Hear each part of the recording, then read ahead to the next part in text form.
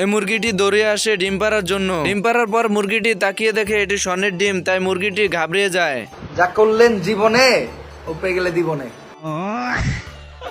এরপর মুরগিটি ভয়ে ডিমটিকে বাইরে ফেলে দেয়। আর এদিকে হাঁস আর বিড়াল ডাস্টবিনে খাবার সন্ধান করছিল আর বলতেছিল শিল মাইরা দেবো। হঠাৎ হাঁসের পায়ের সামনে স্বর্ণের ডিমটা এসে পড়ে, তা দেখে হাসে খুশিতে বলতে থাকে মান্দার পোলা, তুই কি আমারে ফুটপাতের মাস্তান ভাবছ? এরপর বিড়াল এসে হাঁসকে জিজ্ঞেস করে হাঁস কি পেয়েছে। হাঁস মিথ্যা কথা বলে বিড়ালের সামনে কসম কাটে। পশ্চিম মুখে ফিরা কইতেছি, যদি মিছা কথা কই তাহলে আমার উপরে ঠাড়া পড়বে। এর ভিতরেই বিড়াল স্বর্ণের ডিমটা হাঁসের পায়ের উপর দেখে ফেলে। স্বর্ণের ডিম দেখে বিড়াল লোভ সামলাতে না পেরে ডিমটিকে নিয়ে যায়।